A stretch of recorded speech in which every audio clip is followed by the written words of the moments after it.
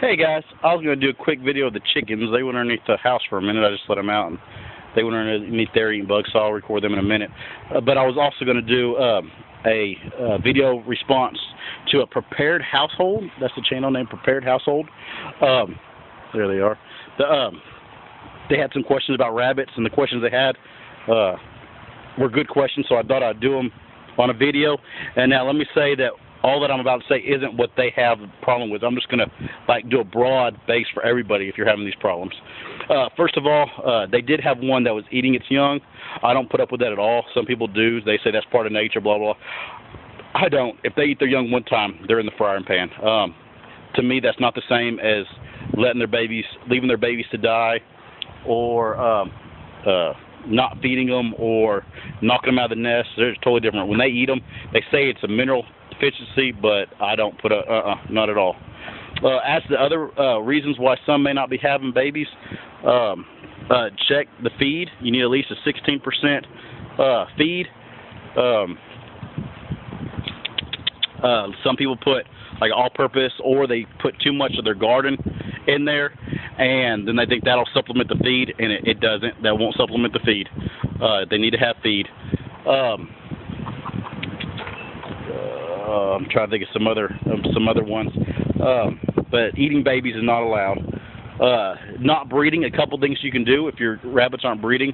One, the simplest, is take the doe that you want bred and the buck and switch their pens. So you'll put the doe by herself in the buck's pen and the buck by itself in the doe's pen overnight.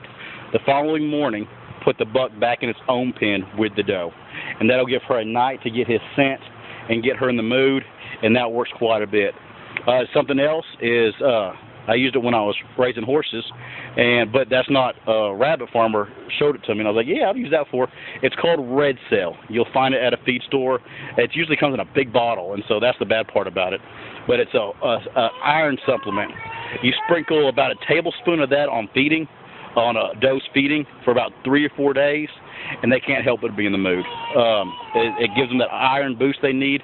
Does are in heat about 290 days out of the year, and so it's like a 6 to 1 day cycle, I think. That's kind of debatable, everybody. But what I've kind of figured out for myself is they're usually in heat, but sometimes they're just hard-headed. And so that Red Cells are good, or switching the doe's pens over. That works sometimes too. The doe and the buck's pen over. Now make sure does will not breed if they're housed together. A doe needs to be by herself for 2 weeks prior to being put in with a buck. I don't know why. I guess they just. And now this would not be the same as when you have a colony, because that's different. They're living, but if they're in a cage together, that's what I'm talking about. Eating a piece of banana. They can see how much they come alive when the sun starts going down. So make sure all your does are separated.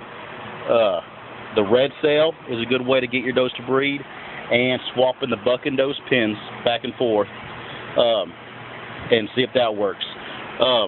In the case of this, where they have a problem, where you have a problem with a bunch of does not doing it, it sounds like you may have gotten a bad batch. A doe should take on the first time, if not the second.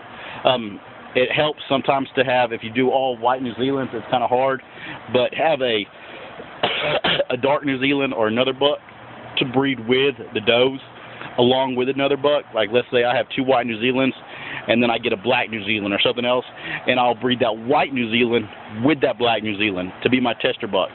If the baby come out on a majority of the time being black babies, then that white buck is sterile. And that's not, if you're raising for meat, don't feel, it is not taboo to put 2 bucks on a doe. Like, let's say you breed her to buck A in the morning, wait 3 or 4 hours, breed her to buck B, and then 3 or 4 hours, breed her to buck A again or buck B again.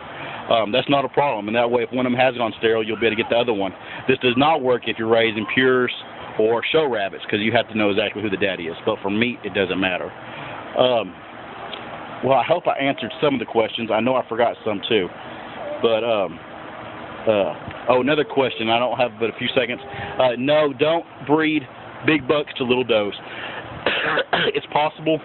This doe over here was bred to a big white New Zealand, this little bitty girl right here, and she had 5 and they were all healthy, but I wouldn't recommend it. You can breed little bucks to big does, but don't breed big bucks to little does.